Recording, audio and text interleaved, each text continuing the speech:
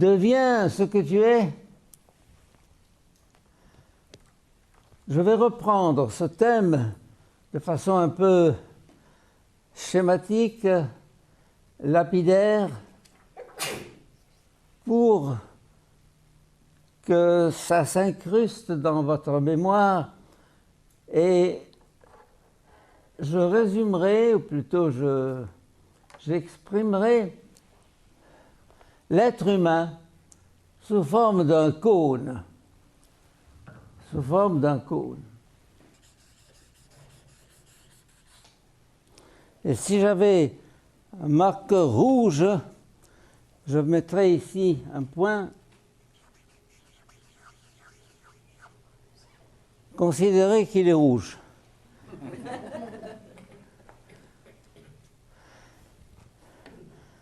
Ce cône est à l'image de l'être humain. Il ouvre par le haut vers le monde extérieur. La forêt, le ciel bleu, les autres, et à la surface du cône, il y a nos sens.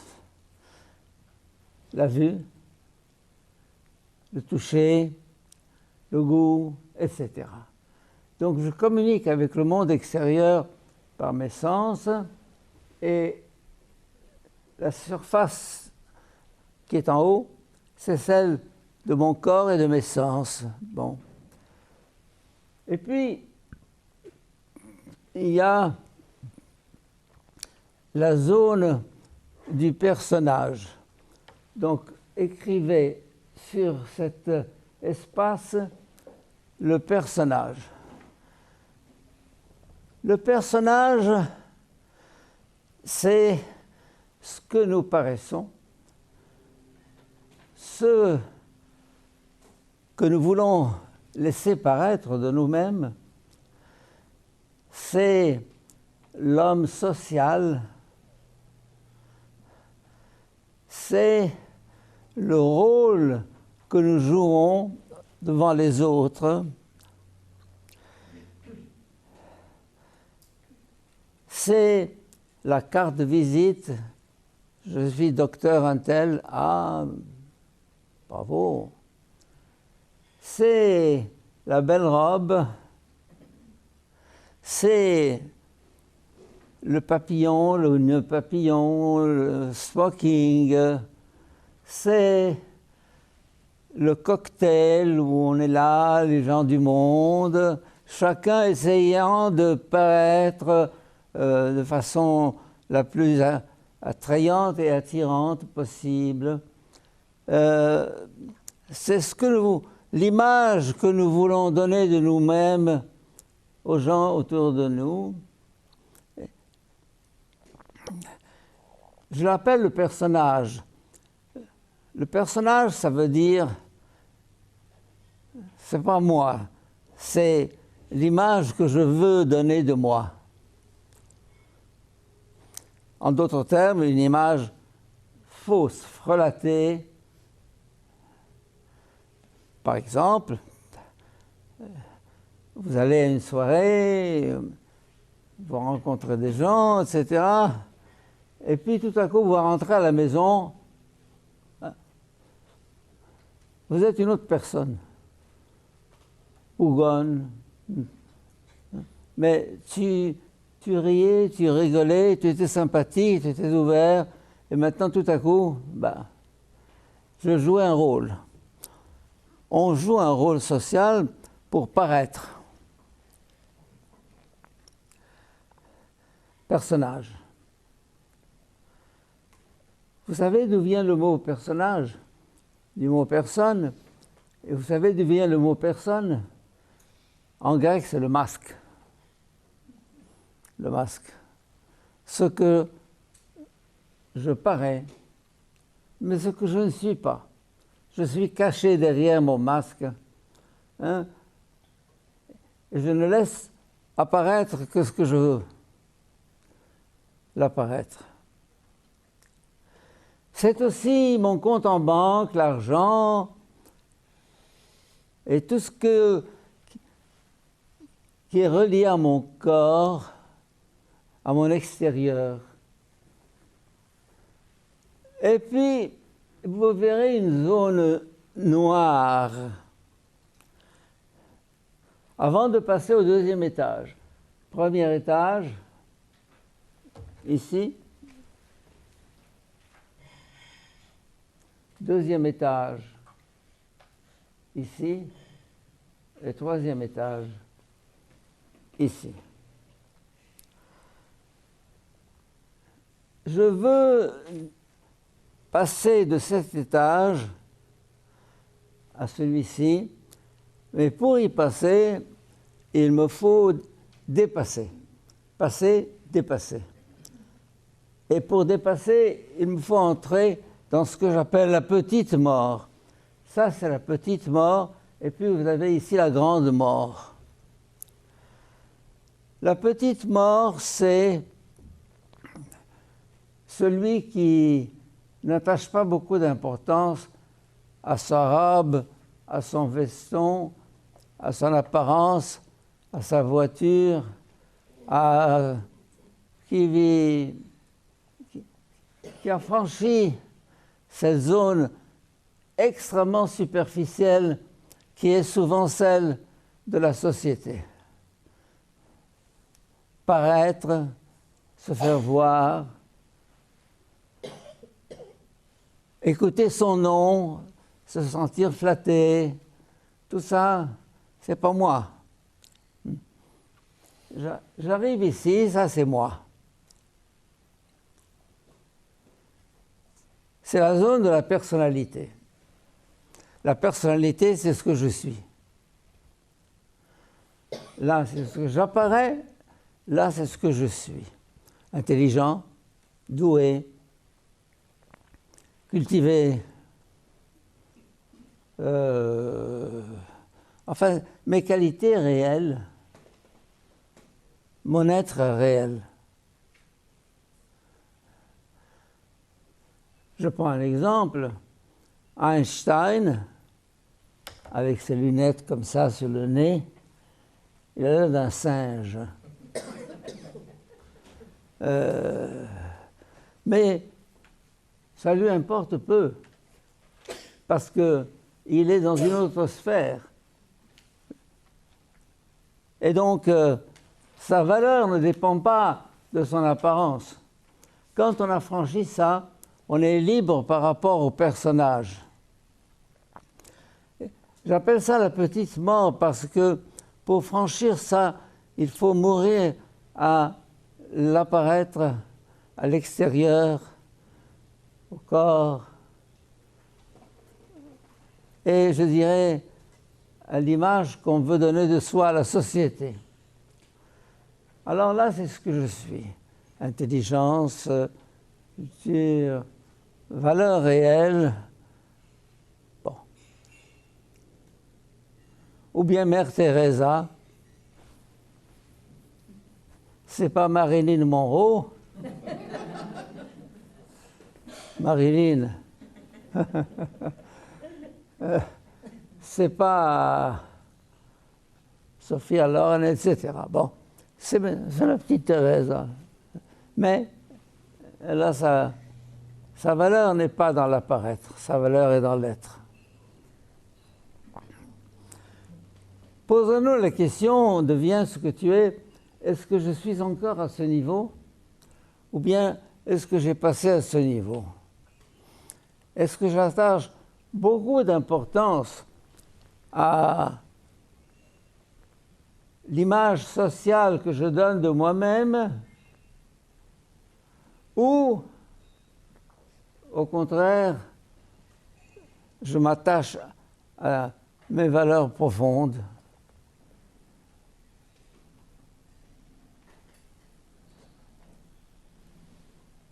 Et puis, après ce deuxième étage, il y a le troisième. Vous allez me dire, mais qu'est-ce qui reste? Ce que j'apparais, ce que je suis, et là, qu'est-ce qu'il y a?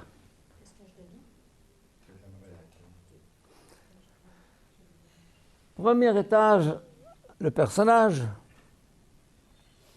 Deuxième étage, la personnalité.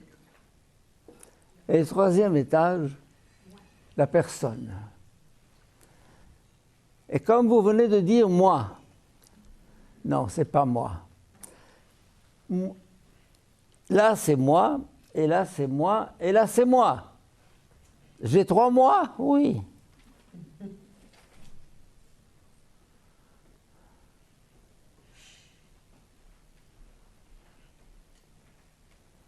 Je regrette pour ceux qui sont en retard, mais j'ai changé un peu le programme, encore une fois. Donc, je résume en disant que hier, j'étais hors sujet, hier soir, avec l'Apocalypse, etc., et que je veux terminer avec une espèce de vue synthétique de l'être humain à travers l'image d'un cône avec les 3 niveaux de mon être. L'apparaître, premier étage, l'image sociale que je donne de moi, l'être au 2e étage, et 3e étage, donc personnage, personnalité, personne. La personnalité, ce n'est pas la personne? Non. C'est un autre, la personne est un au-delà, non seulement du personnage, mais même de la personnalité. Je suis au-delà de ma personnalité, oui. Ça, c'est l'Évangile. Qui veut nier sa vie, la trouve. Qui veut se perdre, se retrouve. Ça veut dire que je suis au-delà de ce que je suis. Pas seulement au-delà de ce que je parais. Ça, c'est facile, c'est clair. Mais au-delà de ce que je suis.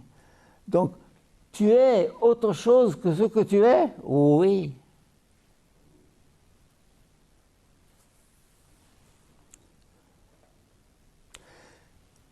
Mystère. Ça vous plonge dans une dimension qui est la dimension ultime de l'être humain. Ultime. C'est quand je ne suis plus rien ni personne que je deviens une personne. Quand je ne suis plus personne, je suis une personne. Vous me direz, vous jouez sur les mots. Non, je ne joue pas sur les mots.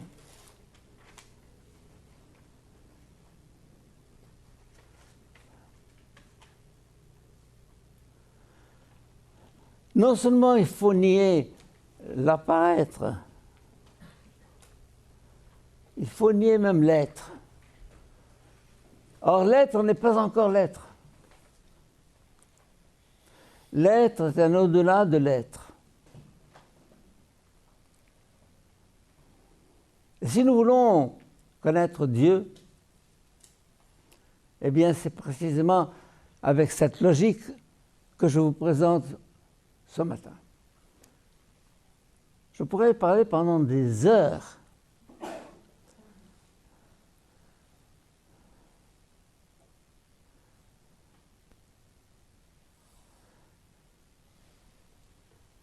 Où est Dieu dans tout ça?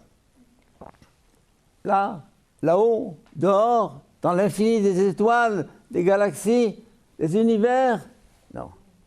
Il est dans le cœur du cœur du cœur de l'être. Le cœur du cœur du cœur de l'atome. Le cœur du cœur du cœur de la vie. Le cœur du cœur du cœur de l'homme. Vous avez tous fait des mathématiques, n'est-ce pas? Vous savez ce que c'est qu'un point? Un point mathématique n'a ni volume, ni surface, ni dimension. Le point, c'est Il n'est rien. Ce point s'appelle Dieu. Le cœur de l'être s'appelle Dieu. Dieu, on le cherche au niveau des sens? Non. On le cherche au niveau de toutes les valeurs humaines, etc. Au-delà, plus loin, plus profond, mais jusqu'au point qui s'appelle le centre. Je vous ai dit le premier jour, je vous ai parlé du chemin du centre. C'est pour moi une idée extraordinaire, le centre. Le centre de la circonférence, il n'est rien. Le centre de la sphère, il n'est rien. Et Dieu, il n'est rien.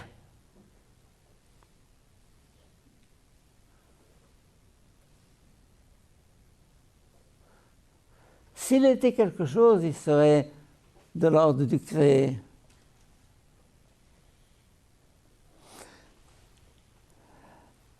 Je le dis souvent en arabe, mais je le dis aussi en français, Dieu n'existe pas. Il est. Tu existes, j'existe, cette table existe. Existere. Il est une projection de l'être qui passe de l'être à l'existence. L'existence est une projection de l'être qui est source, mais qui n'est pas saisissable, qui n'a pas d'existence. L'être n'a pas d'existence. La création a une existence. Le grand malentendu avec l'athéisme contemporain, et même avec la foi de la plupart des gens, ils croient que Dieu existe. Or, Dieu n'existe pas. Et les athées sont plus proches de la vérité en disant qu'il n'existe pas que celui qui affirme qu'il existe. Les grands mystiques, hindouistes, bouddhistes, chrétiens, juifs, peu importe,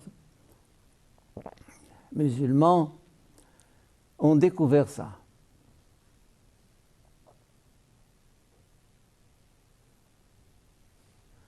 Comme disait la Bible, je suis un Dieu caché. Et quand je vous ai invité dans cette retraite à faire silence, que vous n'avez pas toujours respecté, c'était pour entrer dans le vide. Ce vide qui est un plein. Ce vide qui est un plein. Ce silence qui est plénitude.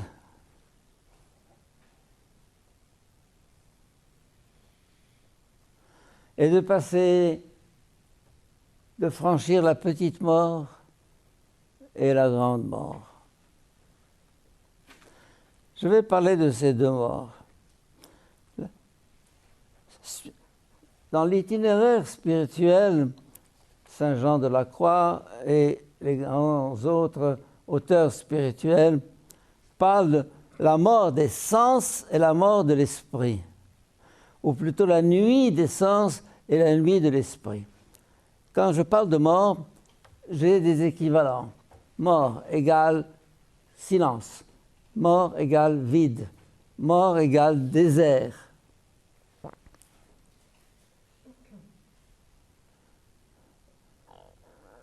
Pourquoi les ermites vont au désert? Parce qu'il n'y a rien. Et quand il n'y a rien, il y a tout.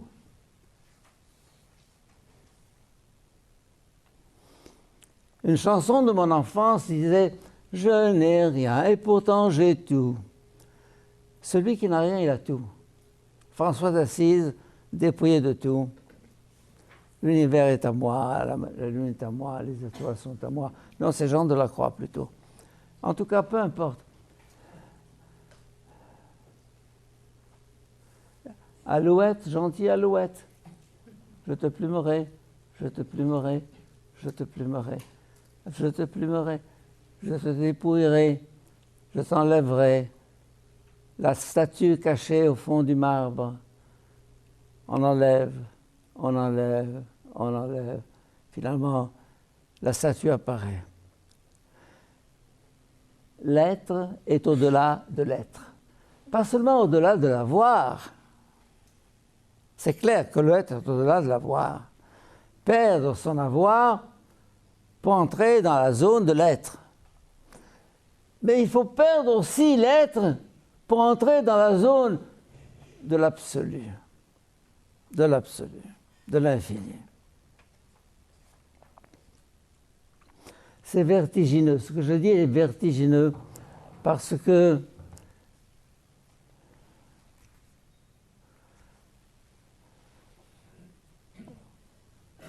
on se dit, c'est pas possible. Il y a une philosophe contemporaine juive qui a découvert le christianisme et qui s'est fait baptiser à la veille de sa mort par un prêtre dominicain, le père Perrin, qui s'appelle Simone Weil, qui m'a profondément marqué. C'est une mystique de l'ordre de Jean Delacroix. Incroyable. Lisez tout ce que vous pouvez sur Simone Weil. Pas la ministre des Affaires étrangères française, mais elle a le même nom, Simone Weil. Elle est morte à 40 ans pour avoir voulu partager la vie des travailleurs en usine. Elle en est morte. Elle était très fragile de santé, mais pour elle, elle voulait vivre la croix. Et ce qu'on appelle un mot que vous devez retenir, la kénose. Kénose vient d'un mot grec kénosis, qui veut dire rien, vide, mort. La kénose. La croix, le mystère de la croix est un mystère de kénose. Dieu s'est anéanti. Philippiens chapitre 2. Épître aux Philippiens chapitre 2.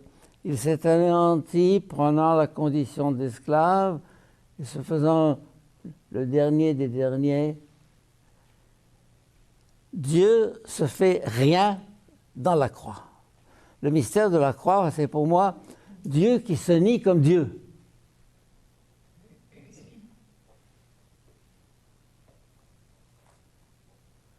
Et moi, je dois aussi me nier comme homme. Mais vous nous avez dit pendant ces 2 jours que le christianisme, c'est la religion de l'homme accompli, de l'homme selon l'Évangile. Pas l'homme selon Nietzsche. Le surhomme de l'Évangile est à l'extrême opposé du surhomme nietzschéen, au prométhéen.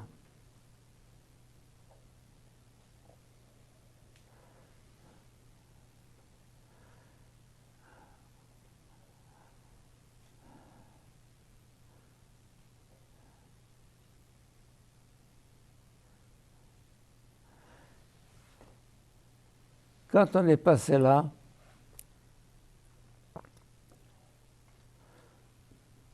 on ne fait plus qu'un avec Dieu. C'est lui ou c'est moi. C'est lui et c'est moi, mais c'est lui. Parce que c'est mon moi le plus profond, le plus ultime. Ici, c'est moi. Ici, c'est moi, et ici, c'est moi. Non, ici, ce n'est plus moi, c'est je, J-E, je. Le je, ce n'est pas le moi. Le moi est encore un objet. Je me frappe. Je frappe qui? Moi. Donc, je suis un objet. Je me frappe. Ce me que je frappe, ce n'est pas le je. Qu'est-ce qui frappe? C'est le je. Mais le je, Il n'a pas d'existence. Il n'a pas de consistance. Il est source. C'est le sujet, à l'état pur, nu. Je parle de mort, parce que quand on meurt, on emporte avec soi rien. Et c'est ce rien qui est ce qui demeure. Ce que je vous dis là a besoin de beaucoup de réflexion. Lisez Simone Weil, lisez les mystiques musulmans, lisez les mystiques chrétiens, lisez l'hindouisme. Parce que la mystique est la même expérience dans toutes les religions. C'est le dénominateur commun de toutes les religions. C'est là où on est au-delà du religieux.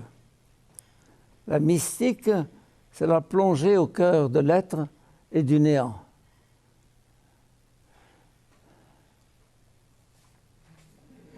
Alors quand je parlais de l'alouette, gentille alouette, mais on m'enlève, ce qu'on t'enlève, c'est pas toi. On m'enlève, mais ce qu'on t'enlève, c'est pas toi. Celui qui a compris ça, il est libre. Libre.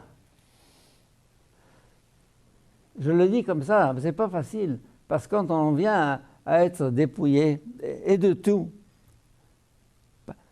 entre autres de la santé, quand on perd la santé, mais c'est terrible. Alors, la mort, le passage à travers la mort.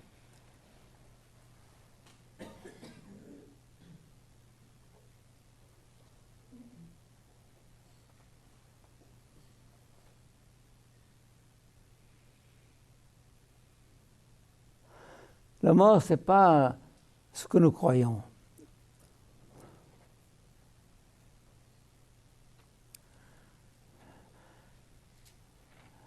La mort physique, ce n'est pas la mort. Ouais.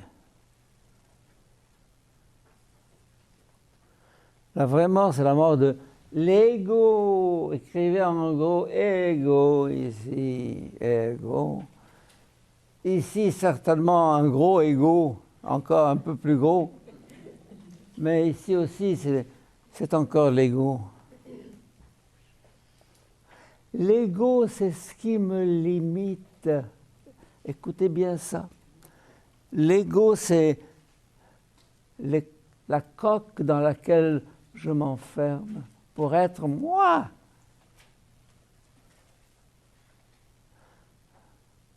Tu veux être toi. Mais le Christ te dit, tu es au-delà de toi-même.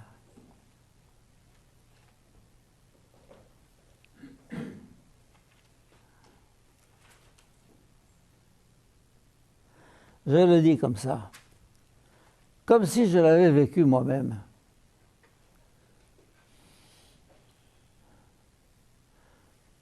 Quand ça vient, c'est terrible. Même pour le Christ lui-même, qui avait prêché ça, quand il est arrivé à ce point de Gethsémani, l'agonie, ça a été horrible pour lui. L'échec. Il perd tout. Il entre dans la vraie mort.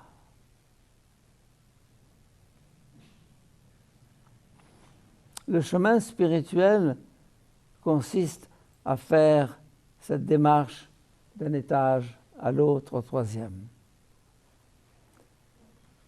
pour arriver à ce Dieu dans la nuit, dans le désert, dans le vide, dans le silence. J'aurais dû vous dire ça au début de la retraite, mais vous n'aurez rien compris. Parce que beaucoup n'ont pas compris pourquoi le silence.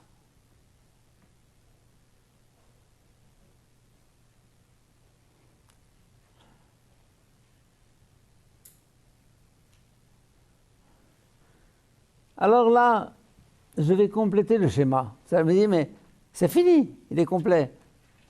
Il est complet sans être complet, tout en étant complet.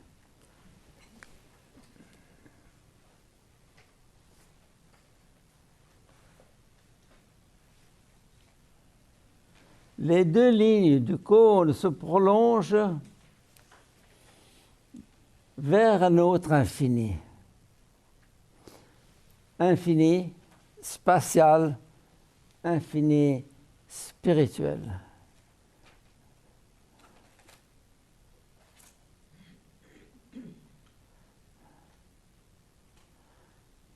Et Dieu, il est là. Ou plutôt, il est là. Mais cet infini qui s'ouvre est condensé dans le point. Si je crée des petits pointillés, c'est pour déployer le contenu de ça. Dieu est le point, Dieu est le rien.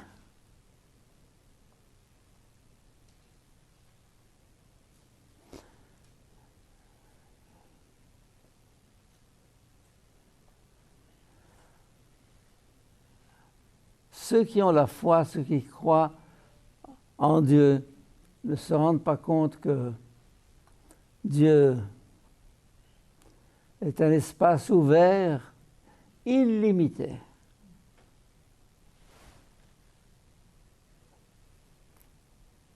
Illimité.